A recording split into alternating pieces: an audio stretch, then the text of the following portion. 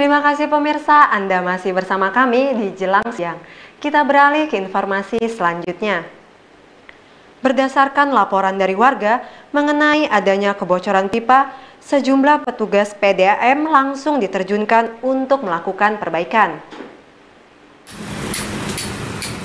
Kepada TV-ku, Suyono mengatakan, ketika mendapat laporan dari warga terkait kebocoran pipa air PDAM, pihaknya langsung menurunkan tim untuk melakukan perbaikan.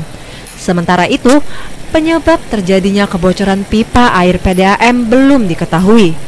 Akibat dari kerusakan itu, distribusi air menjadi tidak merata, terutama di wilayah Kelurahan Pamusian.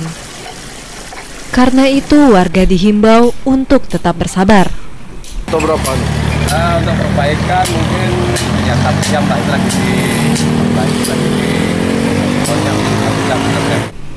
Sementara itu, Suyono menambahkan, perbaikan pipa PDAM akan berlangsung selama 1 hari penuh karena menggunakan beberapa peralatan yang cukup rumit.